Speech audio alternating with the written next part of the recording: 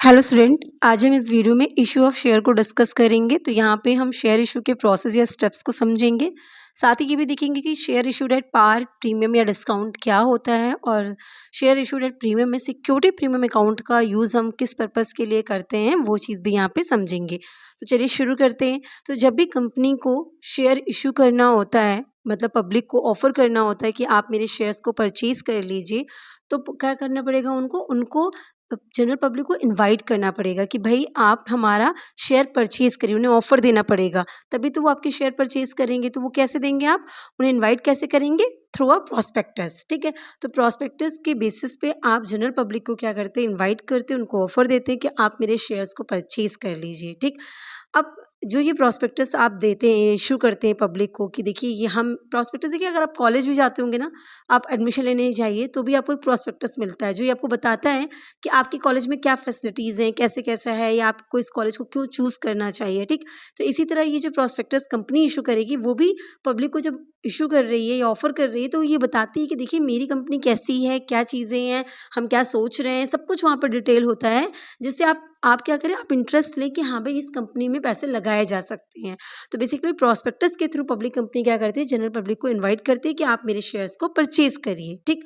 अब प्रॉस्पेक्टस के बेसिस पे क्या होता है कि जो भी इंटरेस्टेड पार्टीज़ है, मतलब जो भी पर्सन या जो भी पब्लिक इंटरेस्ट ले रहा है कि हाँ, प्रॉस्पेक्टस को देख के कि भई मुझे इस कंपनी में पैसे लगाने हैं, तो वो क्या करेंगे, एप्लीकेशन के साथ, मतलब इस प्रॉस्पेक्टस के साथ एक एप्लीकेशन आता है, तो आपको वो एप्लीकेशन फिल करना पड़ेगा और साथ में जो पैसा है, एप्लीकेशन के लिए जितना पैसा माँगा गया होगा, वो पैसा आपको प्रॉस्पेक्टस में जो भी बैंक मेंशन की गई, शेड्यूल्ड बैंक, उस बैंक में जाके डिपॉज़िट कर देना पड़ता है, ठीक है? तो हम जो पैसा आप बैंक में जाके डिपॉज़िट कर रहे हैं एप्लीकेशन के साथ या एप्लीकेशन के लिए, उसी को बोलते हैं एप्लीकेशन मनी। क्लियर है? तो पब्लिक कंपनी क्या करेगी, प्रॉस्पेक्टस इनवाइट करेगी, प्रॉस्पेक्टस के बेसिस पे जो पब्लिक है या इंटरेस्टेड पार्टीज़ है जिसको सही में शेयर सब्सक्राइब करना है, परचेज़ करना है, तो वो क्या करेगी, एप्लीकेशन फॉर्म फिल करेगी और एप्लीकेशन फॉर्म फिल करने के बाद वो एप्लीकेशन मनी को डिपॉज़िट करेगी, मतलब एप्लीकेशन के लिए जो पैसे माँगे गए हैं उसको जाके शेड्यूल्ड बैंक में डिपॉज़िट करेगी। शेड्यूल्ड बैंक कौन-सा होगा? ये जो आपकी प्रॉस्पेक्टस में मेंशन होगा, वो होगा, ठीक है? अच्छा, यहाँ पे एक चीज़ और कही गई, आपकी कंपनीज़ एक्ट 2013 के सेक्शन 39 में बोला गया कि जो आप एप्लीकेशन के साथ पैसे मँगा रहे हैं ना, मतलब एप्लीकेशन मनी जिसे हम कह रहे हैं, वो आपके शेयर्स की फेस वैल्यू का एटलीस्ट 5% तो होना ही चाहिए, ठीक? मतलब अगर आप जो शेयर इश्यू करने वाले हैं, जो पब्लिक को बोल रहे हैं आप खरीद लीजिए ये शेयर्स, और वो शेयर्स का एक शेयर का प्राइस मान लीजिए ₹100 है, मतलब नॉमिनल वैल्यू या फेस वैल्यू उसकी कितनी है, ₹100 वाले शेयर हैं वो। तो अगर आप एप्लीकेशन ऑफ़र कर रहे हैं और बोल रहे हैं पैसे हमें दे दीजिए, एप्लीकेशन हमें दे दीजिए, तो एटलीस्ट 5% तो होना ही चाहिए, मतलब 100 का 5% तो ₹5। तो एप्लीकेशन पे आप कम से कम उनसे ₹5 तो माँगिए ही माँगिए, पर शेयर ₹5 आप माँगिए ही माँगिए। तो वही ये चीज़ कह रहा है कि सेक्शन 39 कहता है कि फेस वैल्यू का 5% एटलीस्ट आपको एज़ अ एप्लीकेशन मनी पर माँगना है, किससे? पब्लिक से, इंटरेस्टेड बायर से, ठीक है? जो इन्वेस्टर्स हैं, ठीक? तो इसमें कंपनीज़ एक्ट ने एक और बात क्या कह दी कि अगर जब आपने ये माँगा और आपका एप्लीकेशन रिसीव हुआ, अगर आपको मिनिमम सब्सक्रिप्शन रिसीव नहीं हुआ है, मतलब कम से कम लोगों ने जितना आपके नॉर्म्स में बोला गया है कि कम से कम इतने लोग सब्सक्राइब कर लेने चाहिए, जो कि 90% है। 90% अगर आपको सब्सक्रिप्शन रिसीव नहीं हुआ, तो ऐसे सिचुएशन में कंपनी आगे प्रोसीड नहीं करेगी। मतलब वो अपने शेयर्स के लिए आगे के पैसे उन शेयर होल्डर से नहीं मँगा सकती है। इन टोटल देखा जाता है कि इन टोटल आपने इतना इश्यू लाया और इतने इश्यू में इतने शेयर्स सब्सक्राइब कर लिए गए, इतने शेयर्स का सब्सक्रिप्शन हो गया, लोगों ने परचेज़ करने के लिए बोल दिया, एप्लीकेशन मनी आपको रिसीव हो गई, ठीक है? तो एटलीस्ट 90% तो सब्सक्रिप्शन के लिए बोले हों। अगर नहीं बोले हैं तो फिर आप आगे प्रोसीड नहीं कर पाएँगे, आपको सबका पैसा रिफंड करना पड़ता है, ठीक है? तो इसी बात में ये है कि अगर मिनिमम सब्सक्रिप्शन जो कि 90% है इश्यू का, अगर as a form of application money आपको रिसीव नहीं हुई है, तो आपको जितना भी एप्लीकेशन मनी है, वो सब के सब रिफंड कर देने पड़ेंगे। क्लियर है? आप उसको रख नहीं सकते, आगे प्रोसीड नहीं कर सकते। क्लियर है? अब ये जैसे मैंने कहा ना एप्लीकेशन मनी, ठीक है? मतलब आप अब ऑफ़र करते हो पब्लिक को प्रॉस्पेक्टस के थ्रू, तो उन लोग वो लोग क्या करेंगे, उनसे पैसा आप लेना शुरू कर देते हो। तो इनिशियली पैसा लेना आप शुरू करते हो। तो जब भी आप शेयर इश्यू करते हो ना और कंपनी उसको पैसे के फॉर्म में लेना चाहती है, तो वो कुछ इंस्टॉलमेंट्स पे पैसे माँगती है। तो वो उन इंस्टॉलमेंट्स के अलग-अलग नाम हैं। तो कैसे है? तो सबसे पहला जो फर्स्ट इंस्टॉलमेंट माँगती है, जब सबसे पहला पैसा माँगती है उसको हम बोलते हैं एप्लीकेशन मनी, जो प्रॉस्पेक्टस में लगे हुए एप्लीकेशन फॉर्म के साथ फिल करके आपको भेजना पड़ता है, मतलब इन्वेस्टर्स भेजते हैं। तो वो फर्स्ट पैसा है जो कंपनी को रिसीव होता है, फर्स्ट इंस्टॉलमेंट रिसीव होती है, जिसको हम बोलते हैं एप्लीकेशन मनी। और ये एप्लीकेशन मनी आपको पता है कि जो भी इश्यू प्राइस, जो भी फेस वैल्यू है, एटलीस्ट उसका 5% तो होना ही चाहिए। क्लियर है? तो पहला पैसा आपका एप्लीकेशन मनी। दूसरा जो इंस्टॉलमेंट होता है, मतलब दूसरी बार जब एप्लीकेशन रिसीव हो जाती है और देखते हैं कि मिनिमम सब्सक्रिप्शन हो गया है, तब वो आगे के प्रोसेस में बढ़ते हैं, तो अलॉट करते हैं शेयर। तो सेकंड टाइम जो पैसा माँगते हैं, सेकंड इंस्टॉलमेंट जिसे हम बोलेंगे, वो होता है अलॉटमेंट मनी, कि अब आपको शेयर्स अलॉट किए जाएँगे, ठीक? उसके बाद क्या माँगते हैं, वो फर्स्ट कॉल माँगते हैं। अलॉट करने के बाद पहली बार आपसे आगे का पैसा माँगेंगे, तो दैट इज़ थर्ड इंस्टॉलमेंट। और फोर्थ इंस्टॉलमेंट का मतलब हो गया, वो सेकंड कॉल माँगे, थर्ड कॉल माँगे, फोर्थ कॉल, जो भी आपसे माँग रहे हैं, जितनी कॉल में आपसे पैसा माँग रहे हैं, कि अब आप इसको ₹2 और दे दीजिए, अब ₹3 और दे दीजिए, अब ₹1 और दे दीजिए, जैसे भी आपसे वो कॉल माँग रहे हों, तो वो आपका फोर्थ इंस्टॉलमेंट में हो जाता है। और लास्ट इंस्टॉलमेंट का मतलब फुल एंड फाइनल कॉल होता है। कभी-कभी थर्ड कॉल ही फाइनल कॉल होती है, कभी सेकंड कॉल ही फाइनल कॉल हो जाती है। तो मतलब फाइनल कॉल मतलब अब ये लास्ट पैसा आपसे माँगा जा रहा है, इसके बाद आपसे पैसा नहीं माँगा जाएगा। तो ये इस तरह से एप्लीकेशन मनी आती है, अलॉटमेंट मनी आती है, फर्स्ट कॉल आता है, सेकंड कॉल या अदर कॉल जिस भी फॉर्म में वो माँग रहे हैं, और एक फाइनल कॉल आपको की जाती है, मतलब उस आपसे पैसे माँगे जाते हैं। तो इस तरह से इतने फॉर्म में आपसे पैसे लिए जाते हैं, जो भी इश्यू प्राइस है शेयर्स का, उसको इतने फॉर्म में आपसे माँगा जाता है, ठीक है? अगर वो ₹90 में, मतलब ₹100 के शेयर हैं, अगर मान लीजिए वो ₹100 में इश्यू कर रही है, तो ₹100 का ब्रेकअप ऐसे रहेगा। कुछ पैसे एप्लीकेशन पे, कुछ अलॉटमेंट पे, कुछ फर्स्ट कॉल पे, कुछ सेकंड कॉल पे, या कुछ third call and final call पे माँग लेगी, ठीक है? तो ये इनके पैसे माँगने के तरीके हो गए। अब हम बात करते हैं किसकी? Procedure of share issue. Share issue का प्रोसीजर क्या है? देखिए, एक फ्रेमवर्क तो आपको समझ में हो गया कि शेयर इश्यू करना है तो क्या होता है, ठीक? कि आपको कैसे-कैसे शेयर इश्यू करना होता है, और क्या चीज़ कैटेगरी है, मिनिमम कैटेगरी है जो आपको फॉलो करनी पड़ती है, या इश्यू प्राइस को किन फॉर्म में माँगा जाता है। तो एक बेसिक आपको बता दिया। अगर हम प्रोसेस की बात करें, तो कुछ इम्पोर्टेंट स्टेप हैं शेयर इश्यू करने के, वो क्या है? कि पहली बात तो आपको प्रॉस्पेक्टस इश्यू करना है, ठीक है? बिना प्रॉस्पेक्टस के आप शेयर इश्यू नहीं कर सकते हैं। अब ये भी यहाँ पे याद रखिएगा कि पब्लिक को शेयर इश्यू कर कौन सकता है? सिर्फ पब्लिक कंपनी। प्राइवेट कंपनी तो पब्लिक को शेयर इश्यू नहीं कर सकती है, वो जनरल पब्लिक से ऑफर नहीं कर सकती कि आप मेरे शेयर परचेज़ करिए, वो ऐसा नहीं कर सकती है। तो ये जब प्रॉस्पेक्टस इश्यू करने की बात हो रही है, तो किसके लिए हो रही है? पब्लिक कंपनी की। प्रॉस्पेक्टस इश्यू करना भी किसके लिए मैंडेटरी है? पब्लिक कंपनी के लिए, कि अगर आपको पैसे पब्लिक से चाहिए हैं, ठीक है? मनी कंट्रीब्यूट जो हो रही है, वही तो कैपिटल बनेगी, शेयर कैपिटल जिसे हम बोलते हैं। तो अगर आपको शेयर के एवज में पैसे पब्लिक से चाहिए, तो उनको बताइए कि आप कौन हैं? आप में पैसे क्यों लगाए जाएँ? तो प्रॉस्पेक्टस के थ्रू हमको ये सारी चीज़ें की जाती हैं। तो सबसे पहले कंपनी क्या करेगी? प्रॉस्पेक्टस इश्यू करेगी पब्लिक को, ठीक है? अब इस प्रॉस्पेक्टस में क्या होता है? सारी कंप्लीट इन्फॉर्मेशन होती है, किसके बारे में? कंपनी के बारे में, और किस तरह से आपसे पैसे कॉल किए जाएँगे, किस तरह से पैसे आपसे माँगे जाएँगे, पैसे कहाँ जमा करने हैं, ये सारी डिटेल आपको इस प्रॉस्पेक्टस में मिल जाती है। तो बेसिकली प्रॉस्पेक्टस क्या हो गया? कि इन्विटेशन हो गया, किसको? पब्लिक को, कि ये एक कंपनी है जो आपसे फंड इकट्ठा करना चाहती है, और आप इसमें इन्वेस्ट कर सकते हैं। क्लियर है? और मतलब प्रॉस्पेक्टस इश्यू करने का मतलब ही आप समझ जाइए कि हाँ, आप कंपनी को पैसे की रिक्वायरमेंट है, ये कंपनी स्टार्ट हो रही है, उसको फंड चाहिए, और वो फंड आपसे चाहिए है, ठीक है? तो प्रॉस्पेक्टस इसीलिए इश्यू किए जाते हैं। Is it clear? तो जैसे ही प्रॉस्पेक्टस इश्यू हो जाएगा, तो प्रॉस्पेक्टस के साथ एप्लीकेशन फॉर्म भी जाएगा। अब जितने भी इंटरेस्टेड बायर होंगे, मतलब पब्लिक जो इंटरेस्ट ले रही है कि हाँ, मुझे इन्वेस्टमेंट करना है, मुझे इनका शेयर परचेज़ करना है, तो वो क्या करेगी? एप्लीकेशन फॉर्म फिल करेगी। तो उसे कहेंगे रिसिप्ट ऑफ एप्लीकेशन। अब सेकंड स्टेप में क्या होगा? जितने भी इन्वेस्टर्स हैं, जो जिनका इंटरेस्ट है कि हाँ, मुझे इनके शेयर्स को सब्सक्राइब करना है, परचेज़ करना है, तो वो क्या करेंगे? एप्लीकेशन फॉर्म के साथ एप्लीकेशन मनी को सबमिट करेंगे, डिपॉज़िट करेंगे।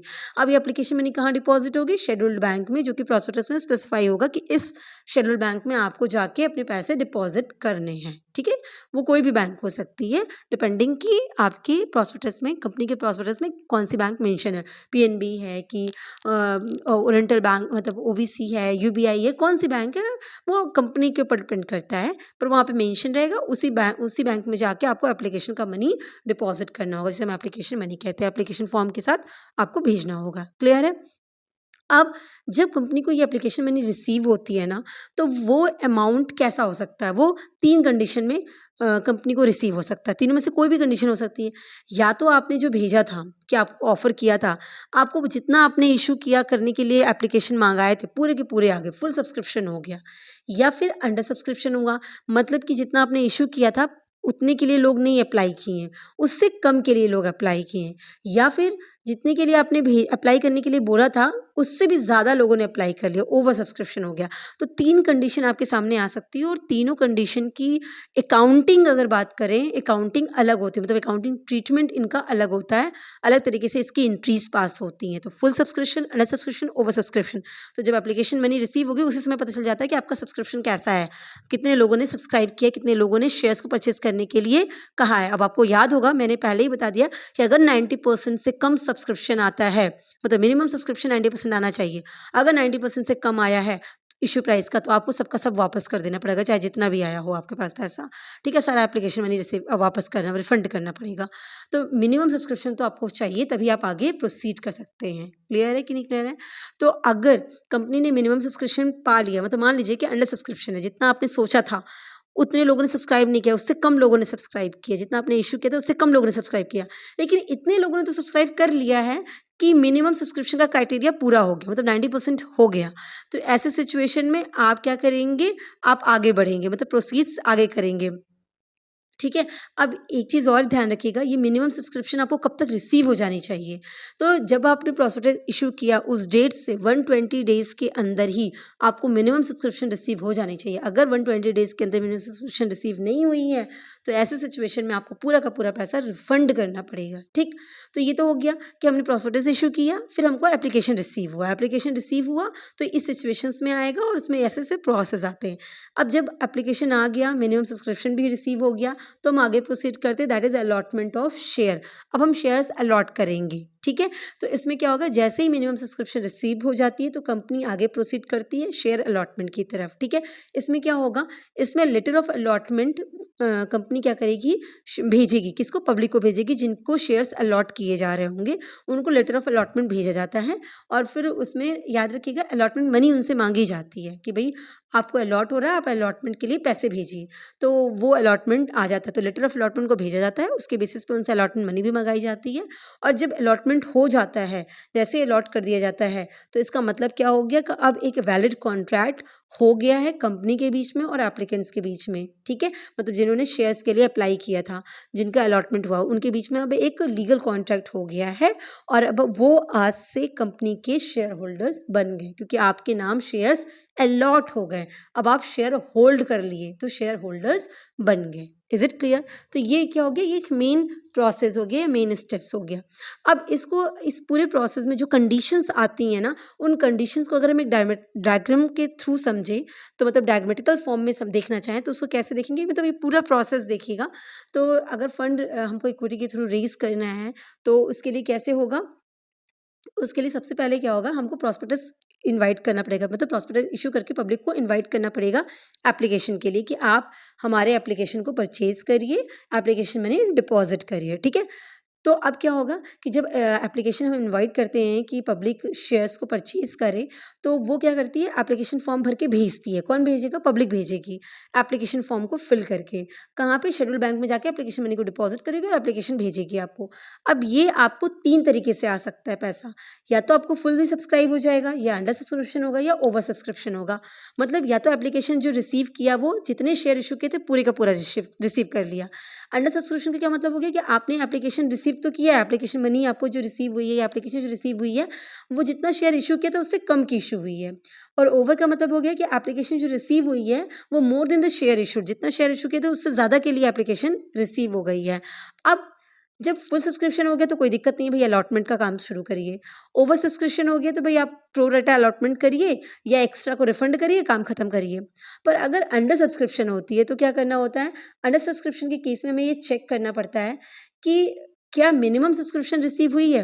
मतलब आपको जितना शेयर आपने इश्यू किया था, उससे कम एप्लीकेशन आई है। तो जो कम एप्लीकेशन आई है, आप चेक करिए कि क्या मिनिमम सब्सक्रिप्शन, मतलब मिनिमम 90% इश्यू प्राइस का हो जाना चाहिए, क्या उतना हो गया है? अगर मिनिमम सब्सक्रिप्शन रिसीव हो गई है तो आगे बढ़िए, अगर मिनिमम सब्सक्रिप्शन रिसीव नहीं हुई है तो आपको क्या करना होगा, आपको सारा का सारा पैसा ऑल एप्लीकेशन मनी रिफंड करनी पड़ेगी, ठीक है? और अगर मिनिमम सब्सक्रिप्शन रिसीव हो गई है तो आप आगे अलॉटमेंट के लिए बढ़ सकते हैं, ठीक है?